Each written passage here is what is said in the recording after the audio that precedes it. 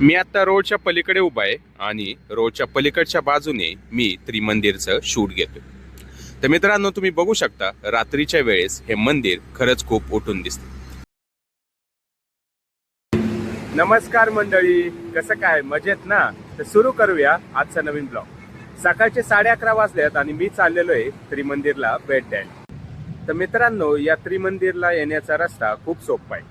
पुण्यापासून अवघ्या 30 किलोमीटर अंतरावर हे त्रिमंदिर आहे. तर तुम्हाला काय करायचंय, साताऱ्याच्या दिशेने पुण्यातून प्रवास सुरू करायचा आहे. पुण्यापासून 30 किलोमीटर अंतर क्रॉस केल्यानंतर आणि खेड शिवापूरचा प्रसिद्ध टोल नाका क्रॉस केल्यानंतर वर्वे बुद्रुक गावाच्या हद्दीमध्ये हे त्रिमंदिर येते. साताऱ्याच्या बाजूला जाताना डाव्या बाजूनेच हे त्रिमंदिर तुम्हाला दिसेल. चला तर मग आता या मंदिराची सफर सुरू करूया. तर मित्रांनो, मी आता उभा आहे त्रिमंदिरच्या गेट समोर. तर आता आपण आपली बाईक पार्किंग मध्ये पार्क करणार आहे. चला तर मग तुम्हाला बाईक पार्किंग दाखवतो.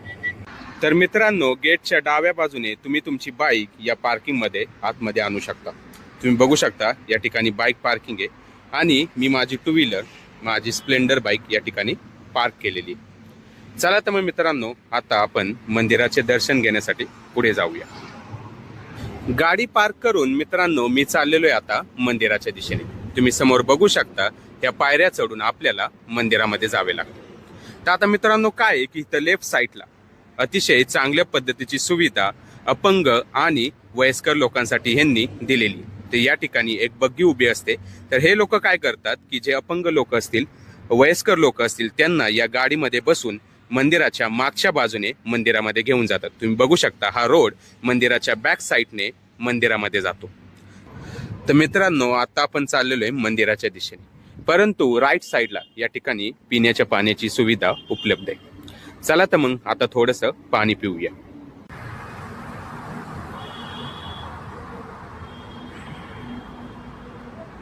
पाणी प्यायल्यानंतर बरं वाटलं. आता काय आलंय, ऊन पण लागायला लागले थोडंसं.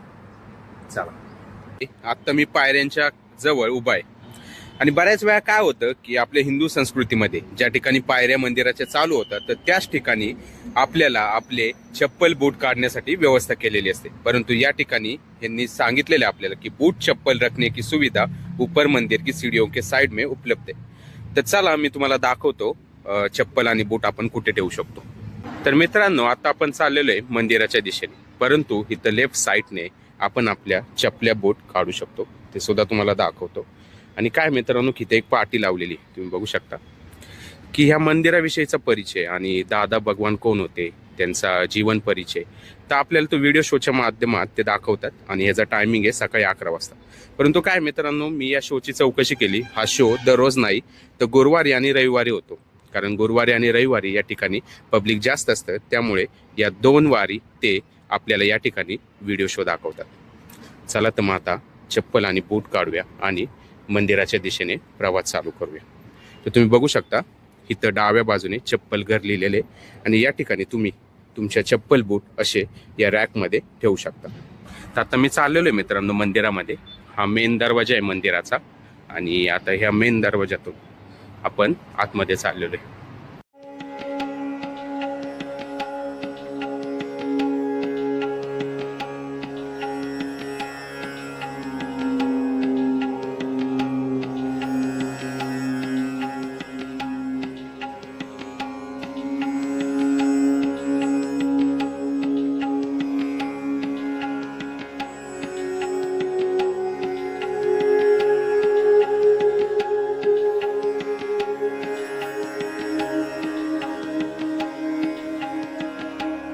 दादा भगवान कोण होते, त्यांचा जीवन परिचय या ठिकाणी लिखित स्वरूपात आपल्याला बघायला भेटतो.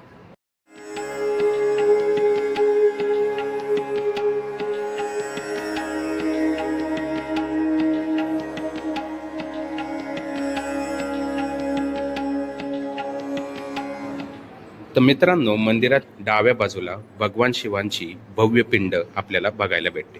तुम्ही बघू शकता या ठिकाणी पार्वती देवींची सुद्धा मूर्ती ठेवलेली आहे.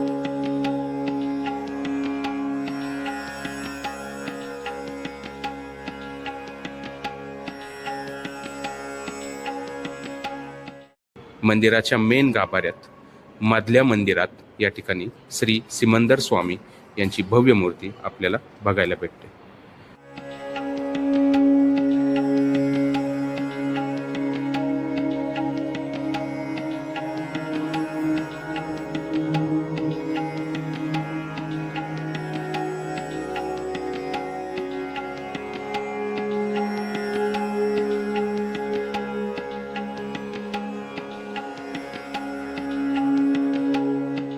तर मित्रांनो, तुम्ही बघू शकता या ठिकाणी श्री श्रीनाथजी यांची सुद्धा मूर्ती आहे.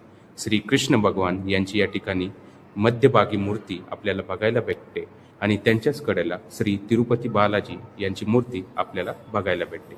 श्री गरुडदेव यांची सुद्धा छोटीशी मूर्ती या ठिकाणी ठेवलेली आहे.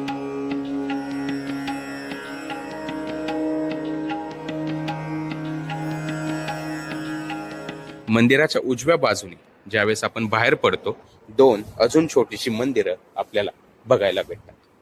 तर त्यातलं पहिलं मंदिर आहे मित्रांनो श्री साईबाबांचं.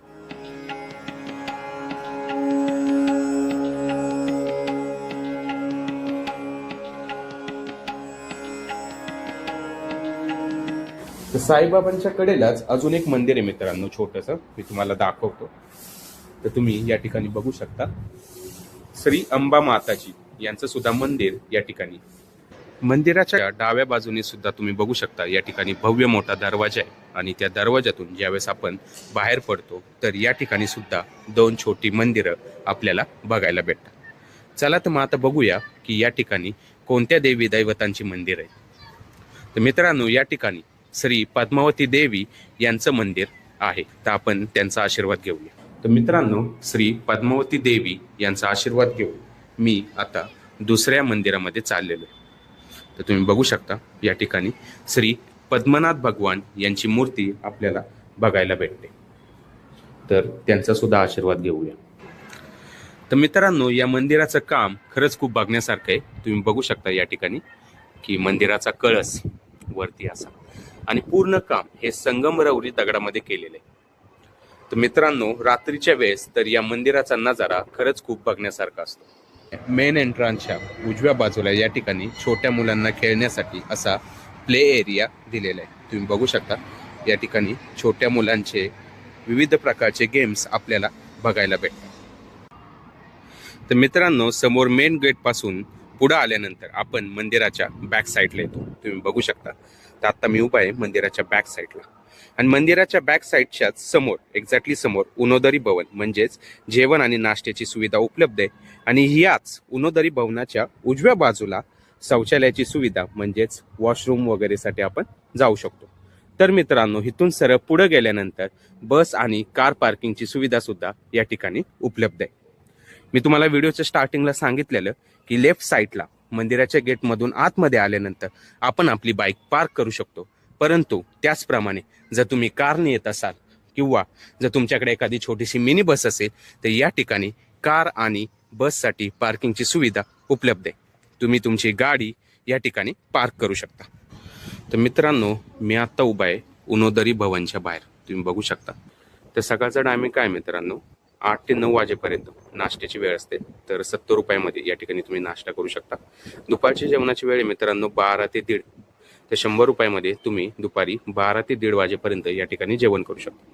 आणि संध्याकाळी मित्रांनो 7 ते 9 या ठिकाणी जेवणाचा टायमिंग आहे आणि 100 रुपयामध्ये तुम्ही संध्याकाळी सुद्धा या ठिकाणी जेवण करू शकता. हा व्हिडिओ जास्तीत जास्त लोकांपर्यंत शेअर करा, जेणेकरून लोकांना या त्रिमंदिराविषयीची A to Z माहिती मिळण्यास मदत होईल. तर मित्रांनो, आत्ता वाजलेले आहेत संध्याकाळचे 8:45 आणि मी आत्ता आलेलो आहे त्रिमंदिराच्या समोर. तर काय झालं मित्रांनो की दुपारी मी घरी गेलो आणि घरी गेल्यानंतर माझ्या लक्षात आलं की संध्याकाळचा सुद्धा एक सीन आपण कॅप्चर केला पाहिजे. कारण मित्रांनो काय आहे की संध्याकाळी लाईटीच्या प्रकाशात हे त्रिमंदिर खरंच खूप उठून दिसतं. चला तर मग इथला नजारा तुम्हाला मी दाखवतो.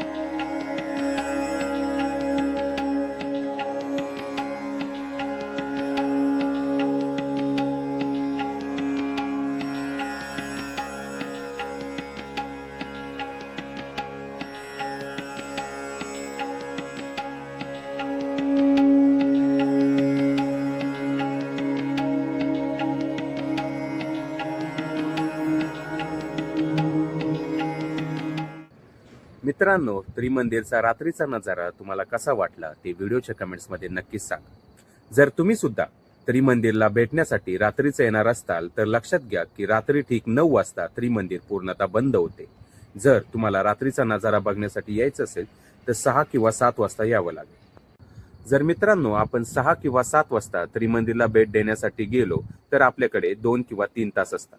या 2 किंवा 3 तासामध्ये आपण पूर्ण मंदिर एक्सप्लोर करू शकतो आणि क्वालिटी टाइम स्पेंड करू शकतो।